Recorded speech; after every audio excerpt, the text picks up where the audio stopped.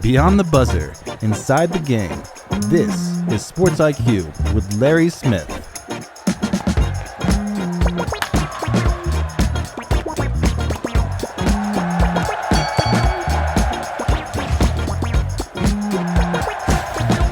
Don't forget to hear in just a few minutes, we got Jasmine Wimbish from CBSSports.com to talk a little NBA. We talked to NBA right now, getting ready for that.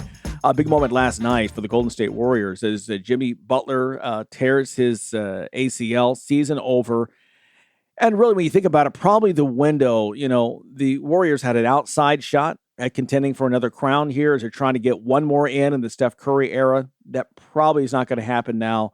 I just don't see it happening without Jimmy Butler. We'll talk about Jasmine with this in a few minutes. Do you consider trading Steph Curry, who has been the anchor of this franchise, as the commercial says, 17 years, same team, same crew alongside him, almost the same coach for most of those years in Steph Curry or in Steve Kerr. We'll see what happens there. Knicks get booed out of the Garden after losing on MLK Day to the Mavs. So that just was embarrassing. Just New York again. The Mavs, that without Anthony Davis, they're a team that's building, and a big win for Dallas on the road. But the Knicks getting booed by the home crowd. Victor Wembanyama, he's the new All-Star starter. 33 points, including 7 threes. Spurs went over the Jazz. Are they the biggest nemesis for the Thunder right now? It would seem like they're the team to be worried about if you're OKC trying to repeat. Speaking of OKC, well, they throttle Cleveland and Ohio on MLK Day. Meanwhile, Tobias Harris, 25 points. Jaylen Brown missing a buzzer beater. Pistons take down the Celtics 104-103 and a thriller in that one. So again, more NBA talk coming up here in just a moment.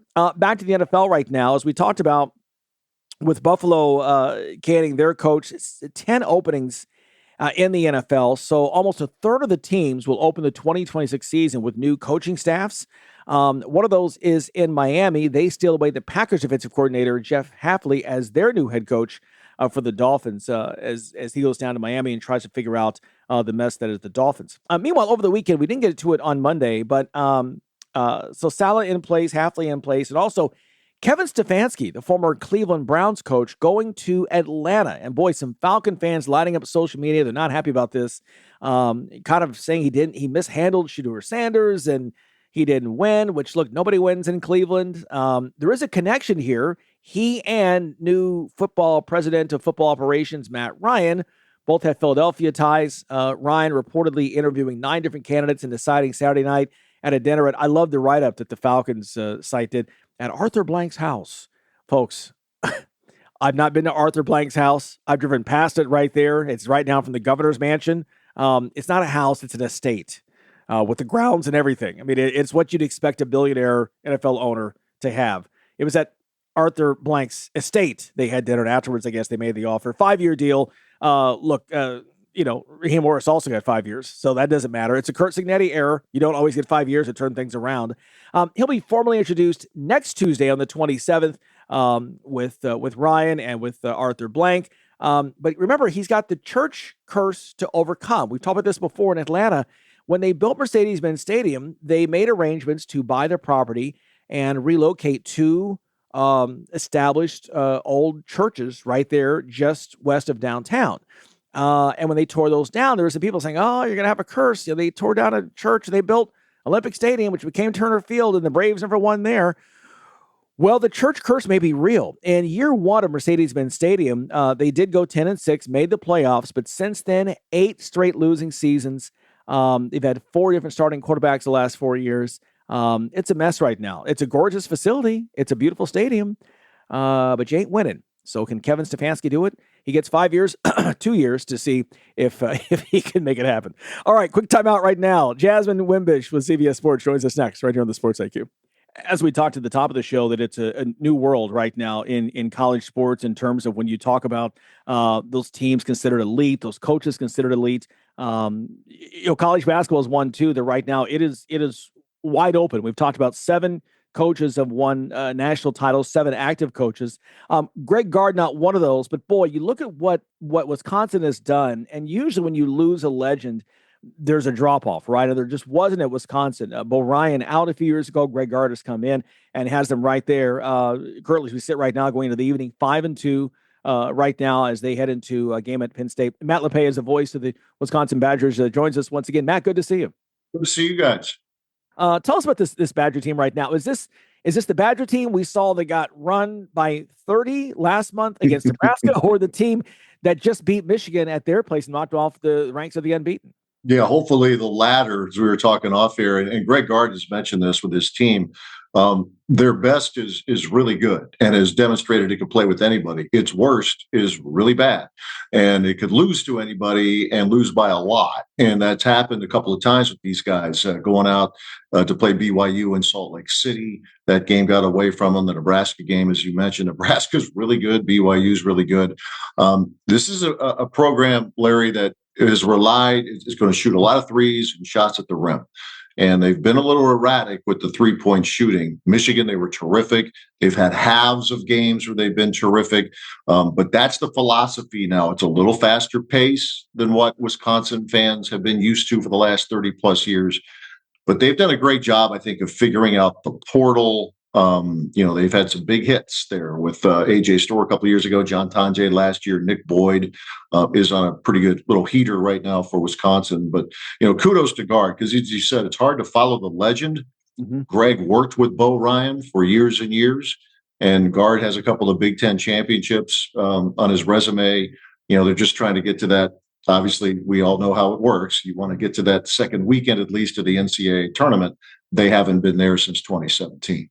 Wow, I realize it's been that long. And I'm a big proponent of that. I keep telling fans of programs who, gee, why is this team talked about? My team's not talked about. The second week in the NCAA tournament, that is where your legacy is made. Even if you don't win national titles, even if you don't reach Final Fours, but the second weekend, and you know this, that's when the national media focuses in and they really dig into your team, and they do stories on the coach and the top players and all that. The media attention comes not in the first weekend that you made the tournament, but the second weekend. And that's why Michigan can change coaches, and yet they still stay on top in terms of the national perspective because they get to the Sweet 16 so often. Speaking of that game, how big was that win with the Wisconsin team you mentioned had lost to all the ranked teams before that? The BYU game, you mentioned Nebraska, lost at Purdue double digits, but to come back and get the win at Michigan, how big was that for this program in terms of to finally get over the hump and beat not just a top 25 team, but at the time, the number 2 team in the country? Yeah, I think really big in the moment, Larry. That line, seeing is believing. And this was evidence that you play the way you need to play, then you can run with anybody. And it's kind of weird in a higher scoring game, 91-88. Wisconsin actually, when it had to, played pretty well defensively. Michigan averages like 95 points a game. So they held Michigan under its average. It's almost like we're talking NBA type of scores here. Not quite, but getting closer to that. And toward the end, Michigan, I think, missed 8 of its last 9 shots, 9 of its last 10, something like that. I'd like to think Wisconsin has had something to do with that. But the defense has been a work in progress for the Badgers as well. But knowing that when they pay attention to the little details on the surface, they made 15 threes. If they make 14, that game goes to overtime, right? But you have to do a lot of other things. They moved the ball well. They were getting good shots. It wasn't a lot of hero ball. It was guys making plays. John Blackwell was terrific going back to his home state. Had a big game against Michigan. Nick Boyd, Braden Carrington, a transfer. 2 years. He was at Minnesota, last year at Tulsa. That was kind of a breakout game for him, not just his scoring, but he had 9 rebounds. So, it took a little bit of everybody to win that game. So they know their best matches up with the best in the country. They've now got a stretch right now of some winnable games. We talked about the Big Ten being loaded. They don't have those teams in the next couple of weeks. At Penn State here coming up on Thursday. Then you're home against USC, Minnesota. Ohio State is always one of those. They're a Jekyll and Hyde, but a chance here to get some wins. 5-2 in the Big Ten. They could get to 8-2, 9-2 before the schedule gets a little tougher here in February. Yeah, it's one of those deals like we both have dealt with coaches long enough. They'll tell you, I don't know who we got after Penn State. Like, well, we do. We're not coaches. So we can look ahead. And the key thing is, like, Penn State hasn't won a Big Ten game, but it's given Wisconsin trouble. It's beaten Wisconsin the last 2 times now with roster turnover. Comparing last year to this year could be a little foolish. But Mike Rhodes the head coach there, is good at his craft, really good at his craft. So that they're going to play at Rec Hall, the old home for Penn State basketball. So there's going to be atmosphere in that building as opposed to playing in the Bryce Jordan Center, big arena, and the attendance there is spotty at best. I think this will be packed on Thursday. And then they've got the 3-game homestand. And you mentioned those teams.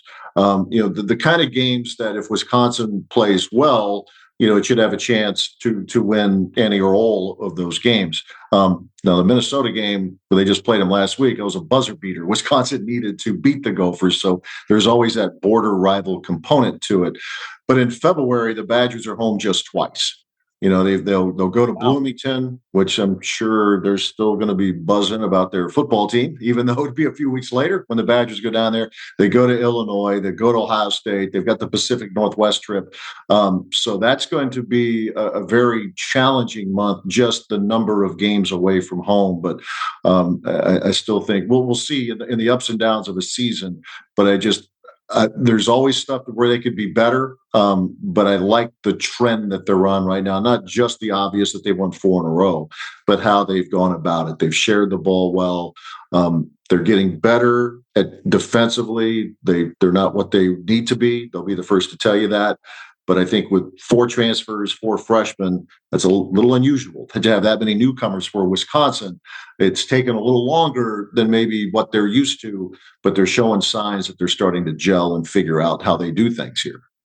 Talking with Matt LePay, he's the voice of the Wisconsin Badgers. Again, a team sitting just outside the top few teams in the Big Ten at 5-2, just a game out of second place, if you will. They're in the Big Ten. You mentioned a couple of times here about team roster and makeup and NIL and the portal, and you've got some guys coming in. You've been at this a few years, as have I. How have you seen this Badger roster and philosophy change, and even overall college basketball as well here in these past few years? It's a very different game now than it was really just 5 or 6 years ago. Yeah, it is. I mean, we call it recruiting, but it's really acquiring. You could love the campus, you could love the city. It's, how much am I getting? And what kind of playing time am I going to have a chance to maximize my value here? And for Wisconsin, it's a game of, quite frankly, some catch up. Obviously they get what they get through rev share, and then you build your NIL as best you possibly can. But I think it's fair to say that Wisconsin is playing catch up to a lot of the bigger, the big brands, so to speak, in the Big Ten and throughout college basketball. But Greg Gard and his staff have, really done a good job of embracing this as best they can. As I said, they've had some big hits, some home run hits in the portal, and maybe some guys that you don't have to pay a ton to.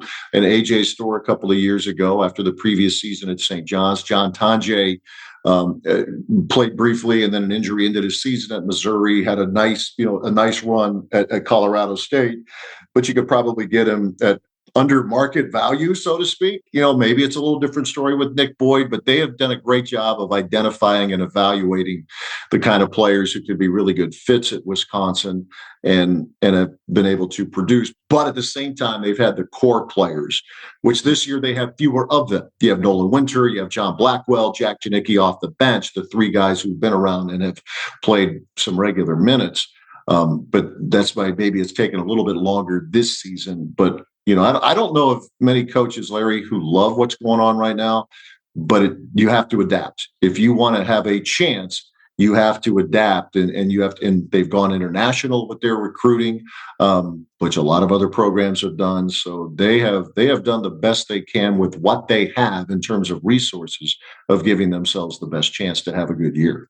Yeah, you're right. I don't know any coach that likes it. And I think that it'd be easier if they just set rules in place. Do we have 5 for 5 or do we not? It's house passes. Did it change anything? We had a conversation with one analyst yesterday that said, no, it really didn't. It's still, just like you said, it's an acquisition process. I mean, the game has totally changed. Yeah, it has. And it can be really frustrating. And yet I think what saves college sports, it's not the people who are supposedly running it. It's just the product itself. I mean, as we talk here, it's the morning after the football national championship game, and the portal is going on in January while teams are still competing, but the game was wildly entertaining. So we were riveted to it. And for 3 hours plus, you forget about the hot mess that's going on outside of the athletic arena. And but that's what coaches, I think everybody, you want a set of rules that will be enforced. If you are working contracts with players, if it's a 2-year deal, you want those contracts to be enforceable. At least basketball is shifting the portal window until the day after the national championship game. It might make more sense to even bump it out a few days, but at least the season is over. I mean, last time I checked, the NFL free agency is not going on right now. You want the season to be over. MLB, the NBA, the same thing. So if we're going to try to be NBA light or NFL light, let's take some of the common sense structure that they have and implement it into the college game. You hope that'll happen. It can't happen soon enough. Yeah, no, I totally agree. And you're right that it's the thing is that I think the byproduct of this is that you have in Indiana, a team which I personally have no personal love for, but I respect what they've done. Curt Cignetti, again, this is probably the greatest story that I can think of in sports history in terms of how bad this program is historically. I mean, there's not probably a worse program in Division I, and yet here they are. They're on top of the game. That just doesn't happen in sports anywhere. You don't have. I mean, the NFL's got parity, but the teams have been around for decades and they've won at some point. This is almost like it's like the Steelers back in the '70s when Chuck Noll all of a sudden becomes good. Yeah, no, it's a great comp. And I haven't heard anybody bring that up. But, they were the lovable losers, right? And finally, Art Rooney's team wins it. They go on this run. But I was talking to somebody last week, somebody I really respect in the media, and we were talking about Indiana, and I mentioned, well, they've the resources, and I think this person misunderstood me, thinking that I'm claiming that they bought the championship. No, they didn't, but they put enough resources in to get in the game, and then the separator is Cignetti and his staff being unbelievable at identifying, evaluating, and then bringing these players in. And then you go to the portal where the resources come in. You can get a Fernando Mendoza, who had a big year at Cal last year, even though Cal wasn't all that. Let's put it that way. You get a Pat Coogan, who got caught in the numbers game at Notre Dame. He started most of the year in their offensive line, but they weren't necessarily going to have him in that position. So he comes down and other additions, but they're the separator. They are so good at that, and they don't make mistakes. Yeah, they don't commit penalties. They win the turnover battle. They're tough at the line of scrimmage. But the resources at least gives you a fighting chance, and I think that's. It offers hope for what Indiana has done. It offers hope. There's the old line, hope isn't a method, but as a fan, hope is what drives us. That's why we watch. So it'll be, now you just got to find somebody as brilliant as Curt Cignetti and his staff at being able to assemble a team that might not have a ton of 4 or 5 stars, but they are now. Yeah. After what they've done. Doesn't matter what they were rated out of high school. They're 4 and 5 stars now.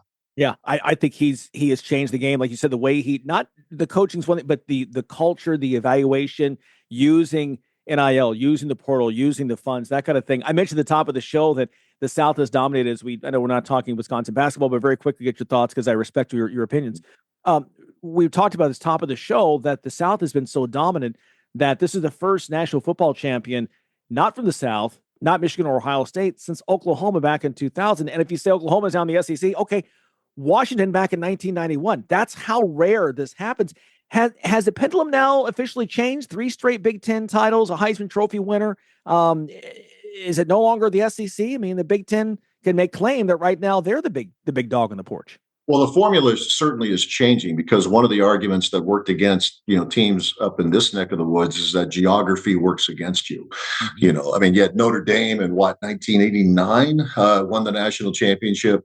But mostly, as you said, it is schools south of the Mason-Dixon line that are going to win it, or USC in the early to mid 2000s. But I do think with the structure now, the landscape, the portal, NIL. It can help spread the talent around a little more. I'm not ready to, kick sand in the faces of the SEC. Look, it is a great league. Yeah. It is tradition rich. They still have great players, but they might not be able to have the depth that they once did, because if a player is, if you're sitting there in the second group or fighting to get in the second group saying, man, I'm not going to crack this lineup here. It's not going to really maximize my value. I'll go somewhere else, play, then be able to maximize my value. And I think maybe some of that has happened. So I still, I know Big Ten fans up here, everybody's beating his chest right now. Look at us. It's a great run, but I don't think the SEC is going to go away. You imagine Alabama and Georgia, and last I checked, Vanderbilt was pretty good this past year. Kentucky's made a big move, right? Getting it with Will Stein as their new head coach. So I think if anything, it's probably going to motivate those programs to do what is necessary to get back into that championship mix. Yeah, and we saw them making a lot of changes here in the offseason, some surprising coaching moves in some respects, trying to do that. I'm not going to bury the SEC, but I think the Big Ten can say, you're no longer the only dog here. We're here as well, and we're going to be around. And maybe Oregon makes it 4-4 next year. Who knows? Yeah, Who knows? No, it's true. It doesn't have to be. I think the biggest thing up here, Larry, is that the Big Ten won a title, but it wasn't Michigan and it wasn't Ohio State. Yeah. It was what used to be the losingest program in major college football. Now it's the second losingest. But right now, it's at the top of the mountain. So all that other stuff is irrelevant. And I just think they've done a phenomenal job of adapting to the era. You have to break down, it seems like, a lot of sports, maybe everything in our world, into eras. And this era started in 2021. And Indiana got out of the starting blocks a heck of a lot better than everybody else. Yeah, amen to that. Matt, always good to talk to you. Kept you too long. We apologize going over. Appreciate your time, my friend. Much success to you in 2026. Hopefully we talk again here before the tournament starts. Absolutely. Look forward to it. Great catching up. Take care. Same here. Thanks so much, Matt LePay, once again, voice of the Wisconsin Badgers, talking about this team right now. Looking pretty good. Taking on Penn State, USC, the rematch with Minnesota. And then, as you mentioned, in February, tough road ahead with only just a couple of home games and some top 25 teams there as well. But the Badgers, we know, will be in the mix coming up here in March. You can guarantee that. Okay, much more to come right here. We talk a little NBA. Jasmine Wimbish from CBS Sports still on the way right here on the Sports IQ.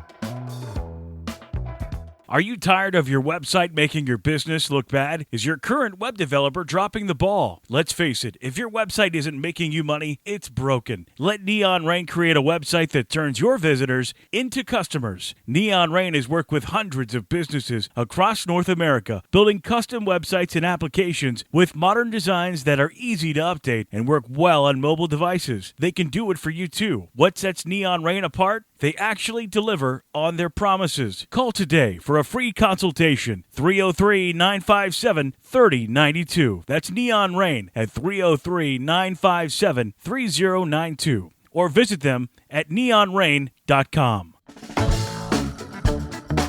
You're listening to Sports IQ with Larry Smith. Don't forget here in just a few minutes, we got Jasmine Wimbish from CBSSports.com to talk a little NBA. We talked some NBA right now, getting ready for that. Big moment last night for the Golden State Warriors as Jimmy Butler tears his ACL, season over. And really, when you think about it, probably the window, the Warriors had an outside shot at contending for another crown here as they're trying to get one more in the Steph Curry era. That probably is not going to happen now. I just don't see it happening without Jimmy Butler. We'll talk about Jasmine with this in a few minutes. Do you consider trading Steph Curry, who has been the anchor of this franchise, as the commercial says, 17 years, same team, same crew alongside him, almost the same coach for most of those years, in Steph Curry or in Steve Kerr. We'll see what happens there. Knicks get booed out of the Garden after losing on MLK Day to the Mavs. So that just was embarrassing. Just New York again. The Mavs, that without Anthony Davis, they're a team that's building. And a big win for Dallas on the road, but the Knicks getting booed by the home crowd. Victor Wembanyama, he's the new all-star starter. 33 points, including 7 threes. Spurs went over the Jazz. Are they the biggest nemesis for the Thunder right now? It would seem like they're the team to be worried about if you're OKC trying to repeat. Speaking of OKC, well, they throttle Cleveland and Ohio on MLK Day. Meanwhile, Tobias Harris, 25 points. Jaylen Brown missing a buzzer beater. Pistons take down the Celtics 104-103 and a thriller in that one. So again, more NBA talk coming up here in just a moment. Back to the NFL right now, as we talked about with Buffalo canning their coach, 10 openings in the NFL. So almost a third of the teams will open the 2026 season with new coaching staffs. One of those is in Miami. They steal away the Packers defensive coordinator, Jeff Hafley, as their new head coach for the Dolphins as he goes down to Miami and tries to figure out the mess that is the Dolphins. Meanwhile, over the weekend, we didn't get to it on Monday, but so Saleh in place, Hafley in place, and also Kevin Stefanski, the former Cleveland Browns coach, going to Atlanta. And boy, some Falcon fans lighting up social media. They're not happy about this. Kind of saying he mishandled Shedeur Sanders and he didn't win, which, look, nobody wins in Cleveland. There is a connection here. He and new football president of football operations, Matt Ryan, both have Philadelphia ties. Ryan reportedly interviewing 9 different candidates and deciding Saturday night at a dinner at, I love the write-up that the Falcons site did, at Arthur Blank's house. Folks, I've not been to Arthur Blank's house. I've driven past it right there. It's right down from the governor's mansion. It's not a house. It's an estate with the grounds and everything. I mean, it's what you'd expect a billionaire NFL owner to have. It was at Arthur Blank's estate. They had dinner, and afterwards, I guess they made the offer. 5-year deal. Raheem Morris also got 5 years, so that doesn't matter. It's a Curt Cignetti error. You don't always get 5 years to turn things around. He'll be formally introduced next Tuesday on the 27th with Ryan and with Arthur Blank. But remember, he's got the church curse to overcome. We've talked about this before in Atlanta. When they built Mercedes-Benz Stadium, they made arrangements to buy their property and relocate 2 established old churches right there just west of downtown. And when they tore those down, there were some people saying, oh, you're going to have a curse. They tore down a church. They built Olympic Stadium, which became Turner Field, and the Braves never won there. Well, the church curse may be real. In year 1 of Mercedes-Benz Stadium, they did go 10-6, made the playoffs, but since then, 8 straight losing seasons. They've had 4 different starting quarterbacks the last 4 years. It's a mess right now. It's a gorgeous facility. It's a beautiful stadium, but you ain't winning. So can Kevin Stefanski do it? He gets 5 years, 2 years to see if he can make it happen. All right, quick timeout right now. Jasmine Wimbish with CBS Sports joins us next right here on the Sports IQ. You're locked in to Sports IQ with Larry Smith. Welcome back here to the show. Joining us once again, we've been teasing her for the entire show, and we now have found her for a few minutes. Jasmine Wimbish joining us once again from CBS Sports, talking NBA. Jasmine, great to see you. People joke when I come on and someone I haven't seen in a few months and I say Happy New Year because I haven't seen you. So I hope the 2026 is going well for you. Yeah, that is fair. Happy New Year to you too. I forgot. Yeah, we haven't spoken since before the holidays. It's been a while. Yeah, it was back. Really, it was the opening a couple of weeks of the season, and we were talking about things going along. I want to get to the season. I want to get your thoughts first on All-Star and kind of the surprise. LeBron James still having a fantastic year statistically, but not among the starters. Certainly a changing of the guard in the NBA.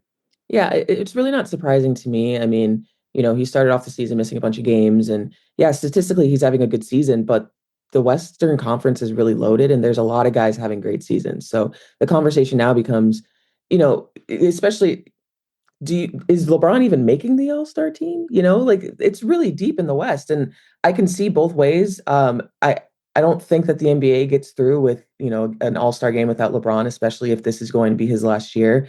If he doesn't make the traditional roster, maybe he's an injury replacement, or maybe it's something like where they did with Dwayne Wade and Dirk Nowitzki in their last year, where he's kind of an honorary member of the All-Star team. I could very well see LeBron not make it. I could very well see him make it because now you're relying on the coaches and the players to vote him in, and he's very popular in both of those sectors. So I wasn't really surprised to see him not make the starters. I would have been surprised if he was named a starter, to be honest, because there's a lot of guys more deserving just based on their seasons this year.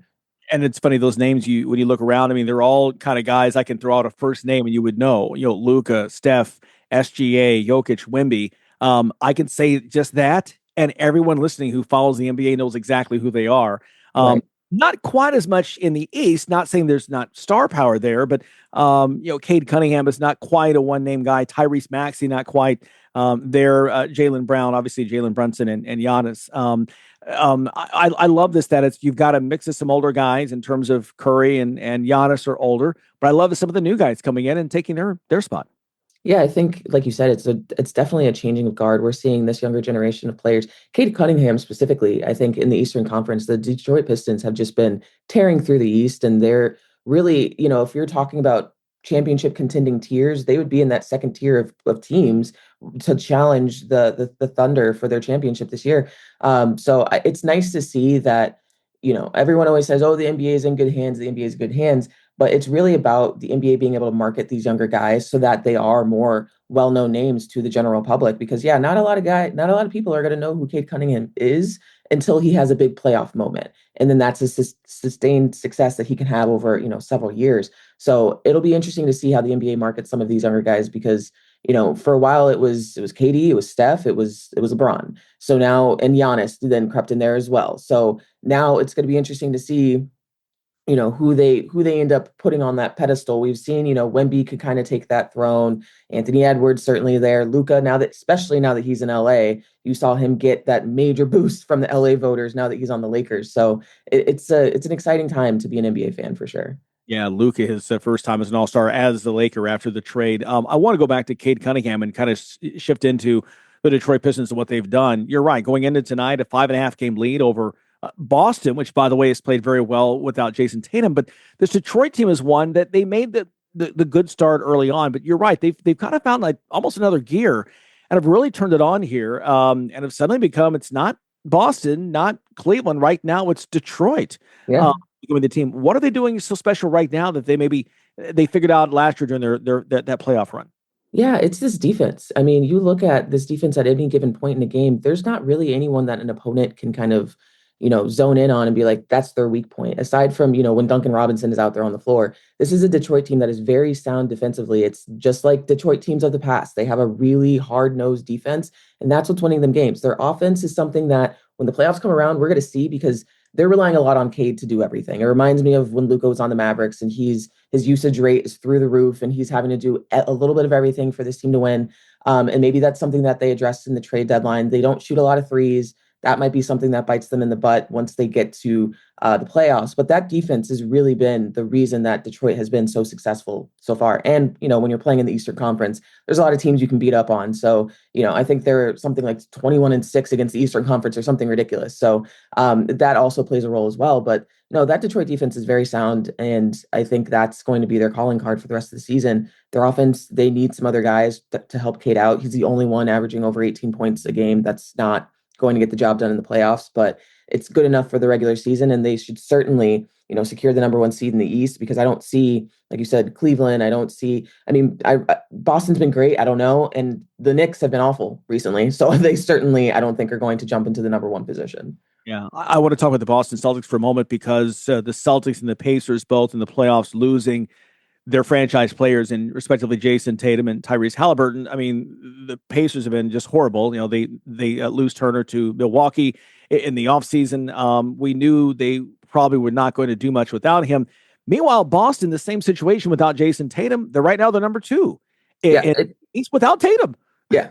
It's actually interesting because I'm about to write a story coming out tomorrow about kind of the different routes that the Celtics and the Pacers have taken after making it to the Eastern Conference Finals. And the Pacers have been awful, but that might net them a really high draft pick next year. The Celtics have been amazing, and maybe Jason Tatum does come back at some point this season. And then you have a second seed Boston team that's terrifying for everyone. They're still a team that outshoots everyone in terms of threes, and they make a lot of them. They give up a lot of threes, but on most nights they're making more than the other team. So that's kind of been their success. Jaylen Brown has been, he's talked in media circles about how he feels disrespected. He's one of, if not the best two-way player in the league. And this season, he's certainly shown that. He was named an Eastern Conference All-Star starter, rightfully deserved. So the Celtics have been absolutely one of, if not the most surprising story of the season because nobody expected them. Everyone was just like, hey, take the year off, give Tatum the year off, and then come back, re-energize. They said, no, we're not wasting time. That is very Joe Mazzulla.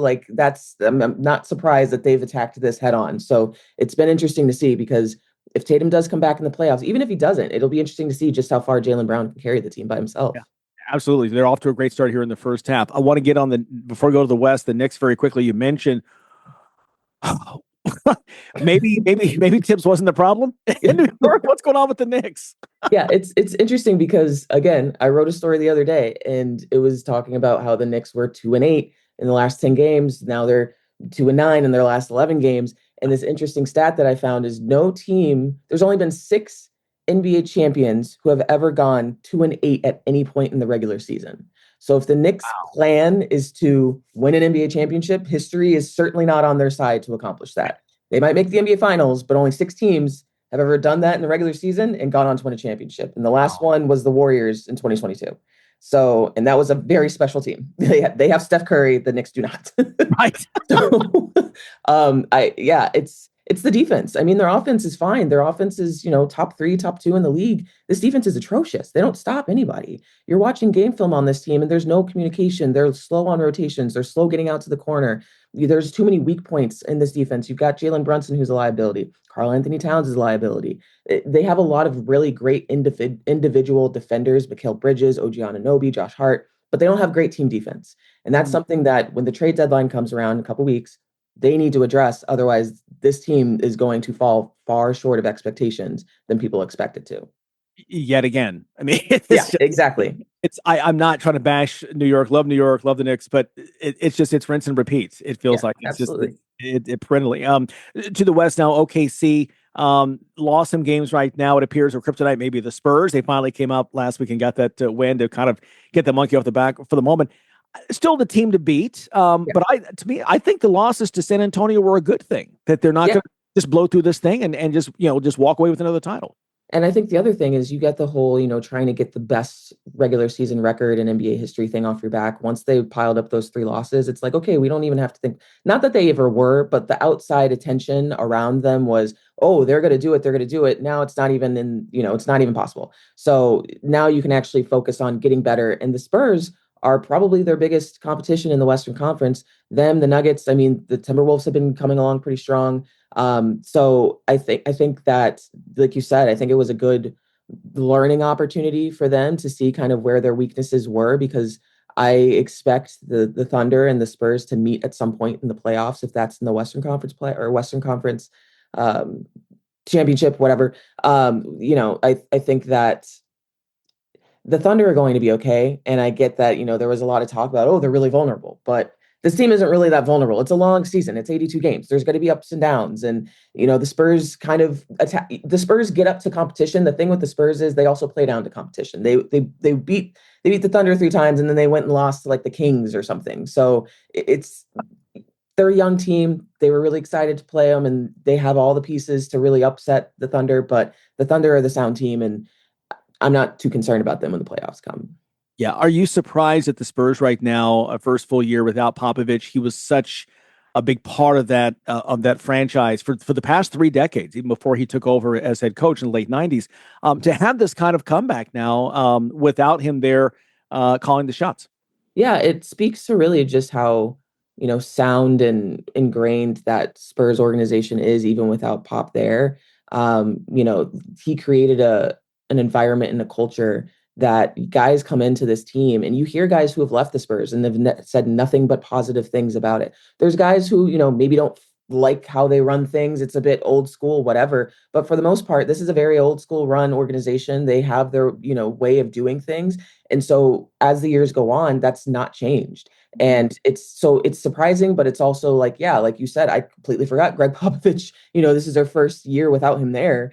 So it is a little bit surprising to see them kind of not miss any steps at all, and get back to contention really this quickly, because, Wemby's only in year 3, I believe. And for them to be kind of fast tracking their timeline already, this is a team that can go to the Western Conference Finals. And I don't think anybody expected that to happen so quickly. But, De'Aaron Fox has been fantastic in San Antonio. And there was conversation about, well, they've got too many guards and De'Aaron Fox might be the odd man out. Maybe he's a trade chip that you use for something else. No, it feels like he's somebody that you should be keeping at least through the end of the season, through the playoffs, to see how this team does, and then assess in the summer, okay, where can we get better in the backcourt? Who may need to be moved around or things like that? Because the Spurs have a lot of pieces that they can move to go get somebody else to pair with Wemby, to pair with Castle. That they don't really need to be super anxious to do something right now. And I think that everything that's happening right now is kind of just a bonus, that they're sitting so high up in the Western Conference right now. It's surprising to see them doing this well so early on in Wemby's career. Yeah, I totally agree. And you mentioned about the Spurs. I mean, it feels like, and I haven't gone through the weeds to see exactly who's there, who isn't, but this Spurs team feels like they're run exactly the way they were run when David Robinson. I mean, your point, and I think that's where Golden State with Steve Kerr. I have been surprised at the success he had because he did play under Phil Jackson. He played under Popovich, so he took out of the both of those two worlds, and it's been great success for him there in the Bay. Jimmy Butler now out. It feels like the Warriors were an outside shot anyway to try to get to the finals. It feels like now that there's no question that door is closed. Yeah, absolutely. I mean, unless they do something crazy at the trade deadline, I've seen people suggest, okay, we'll go trade Jimmy Butler and go get somebody else. Like, maybe depends on how. Look, if you're talking about people that the Warriors have been connected to in the past, Anthony Davis, yes, is injured now, but if he's going to come back at some point this season, maybe he's somebody that the Warriors are like, hey, let's go get him. Let's go bring back Klay Thompson or something insane. I don't see that happening unless they're really desperate because they're like, well, we really want to make a run and we don't want to just waste another season. What it becomes now is, what do you do beyond this? Because you've got Jonathan Kuminga, who was unhappy in Golden State. Always. And they've been really stingy about what they, want to get in return for him. Do you maybe just keep him for the regular, for the rest of the season and see if his trade value goes up, and then trade him in the summer for maybe a bigger fish to pair for maybe the one last run with Steph and Draymond and whatever? It opens up, it closes the championship door for the Warriors, I believe, but it opens up other avenues for them to kind of figure out what to do with Kuminga, how the rest of the season plays out. So we'll see what they do at the trade deadline. That's going to greatly impact what they're going to do over the next, 10 months, next year, next season. So could you see LeBron to the Warriors by chance? Oh, no, I don't think so. I mean, I don't want to say no, but that would be insane. And crazier things have happened. Sure, exactly. I want to get in. We did not get in earlier in the show. Kevin Durant climbing the scoring, all-time scoring ladder, and he could actually reach Jordan by season's end. KD just does what KD does, doesn't he? Yeah. It's the fact that you're watching him play, and I'm like, he could do this for 5-6 more seasons. Yeah. That's the craziest thing, is he's the kind of guy who, he's had his injury issues in the past, but his game ages like a fine wine. Like, it's something that he's not playing any sort of bully ball, so he's not taking a lot of, beating on his body. He's somebody who just plays with complete finesse, complete control. And even the shot that tied Dirk Nowitzki is a Dirk Nowitzki, fadeaway jump shot. He could be playing until he's 40 something years old, So it's actually interesting because everyone's, marveling at LeBron being in his 40s playing. And I'm like, Kevin Durant could probably do the same thing if we're honest, So it would not shock me at all. So it's him passing Michael Jordan by season's end is absolutely doable. I think he has to only average 17, 19 points for the rest of the season. So that's definitely happening. Yeah, scary. 37 years old, averaging 26 points per game. He, Curry, and LeBron all began playing during the Bush administration. That's how long they've been in the game. Jasmine, it is awesome. Always awesome to catch up with you. Glad 2026 is going so well for you. Look forward to that story coming out tomorrow on CBSSports.com. And we'll be calling again soon to get caught up on the league. Yeah, thank you for having me. I appreciate it. Jasmine Wimbish, as always. Love talking to her. She's the NBA writer for CBS Sports. And again, be sure to check her out. Not the story she had last week, but the one coming out here about the Celtics and Pacers and the different paths they've gone. Can Boston get it done here into the season? Jaylen Brown says yes, they can. We'll see if they're right. Okay. Sports IQ continues after this. Fans of big sports radio and sports spectacular podcasts have a new home on the Chief Sports Network. Find your favorite programs and content all in one place by downloading the Chief Sports app in your mobile device. Created in South Carolina, the Chief Sports Network is the home of an expanding network of live and podcast format programming. It is also the home of one of the leading national college football podcasts, JC and Morgan, hosted by ESPN's Mike Morgan and 24/7 Sports' JC Sherbert. Download the Chief Sports app for free and find all of your favorite programming under one easy umbrella. Thanks to all of our markets for your loyal support of Big Sports Radio and our Sports Spectacular podcast, and we look forward to connecting with you anywhere in the world on the Chief Sports app.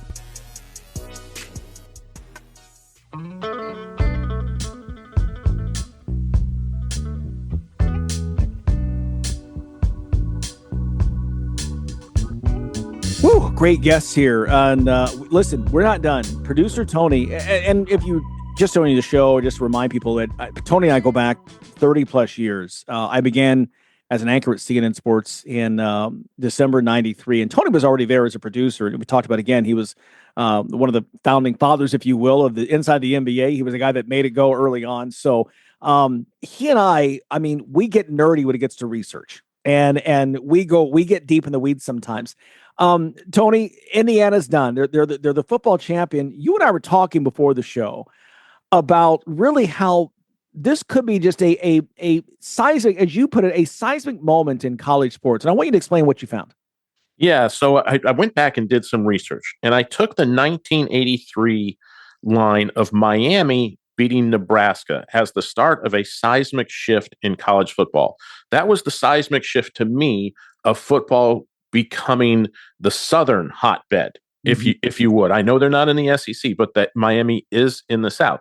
Before then, Miami had been, a middling program. They really hadn't done much, couple bowl wins here and there, nothing great. They took on Nebraska, which was at the time one of the big dogs. They had won titles in the previous 15 years. They were part of Nebraska, Oklahoma, Notre Dame, Michigan, Ohio State. That was the core. That was the hotbed, along with USC, that was ruling over college football. Alabama was in there. They'd win a few titles, to bring it south, but there wasn't a shift south. To me, that shift occurred in 1983. Since that time in 83, the South has won 27. Teams in the Plains, which includes Nebraska, Oklahoma, Texas, that area, Nebraska, won 6. The Midwest has won 7. The West has won 3, and the East has won 1. Before that, in the 42, if you take the same period of time, in the 42 years before that, going back to 1939, the Midwest was the dominant force in college football. They had 15 national titles, including the likes of Minnesota winning national titles, Iowa winning a national title. The Plains had 9, Nebraska, Oklahoma, Texas. That's where most of that came from. The South only had won 8. Up to 1983, the South had only won 8 titles. The West had 4.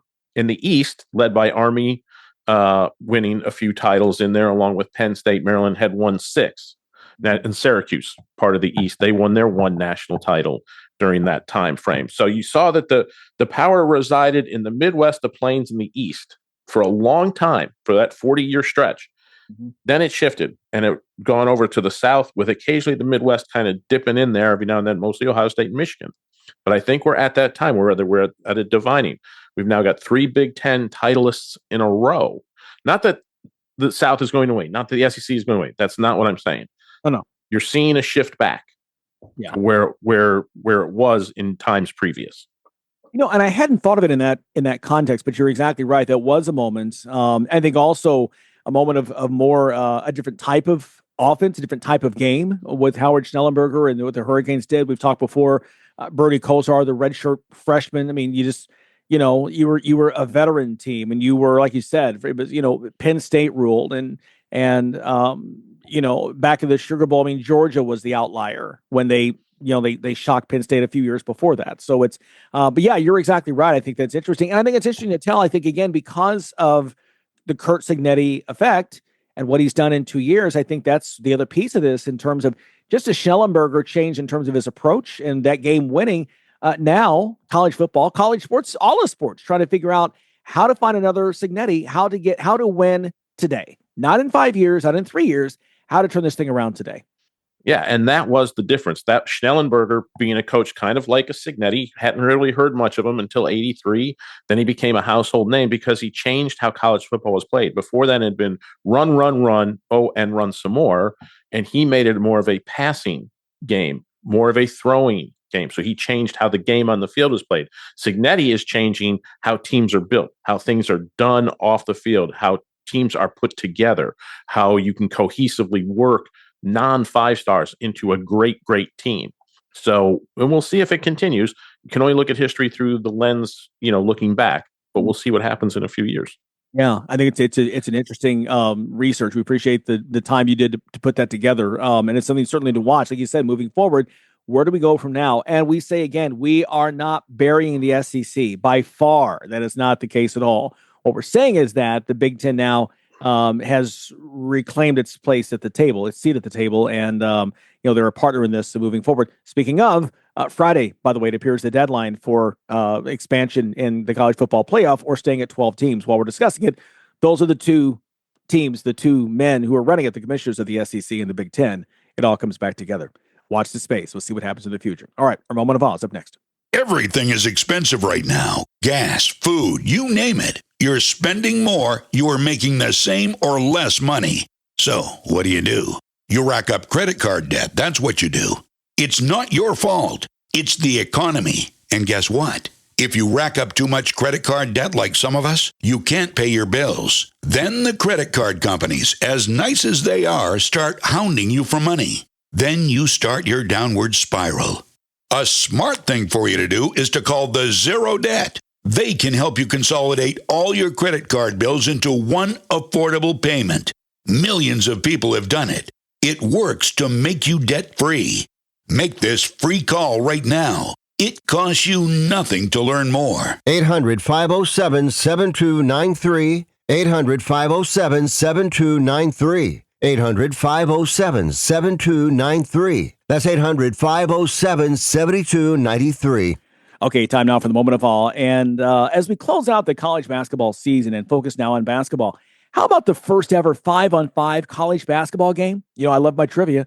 After teams consisted of 7 to 9 players per side, Dr. Henry Kallenberg, a former classmate of James Naismith at Springfield College, convinced the coaches to put just 5-on-5 on the floor when the University of Iowa hosted University of Chicago, where another Naismith buddy, Amos Alonzo Stagg, was now coaching football there. This all happening January 18th, 1896. So 130 years ago this week, the Maroons beat the Hawkeyes 15-12. And there it is, 130 years ago, University of Chicago winning the first ever 5-on-5 college basketball game. And that's your moment of awe. I appreciate our guests stopping by. Matt LePay, Jasmine Winbish, appreciate you as always. Make it a great Tuesday. We'll see you tomorrow on the Sports IQ. Thanks for listening to Sports IQ with Larry Smith, Monday through Friday. Continue the conversation at Sports IQ LS. We'll see you next time.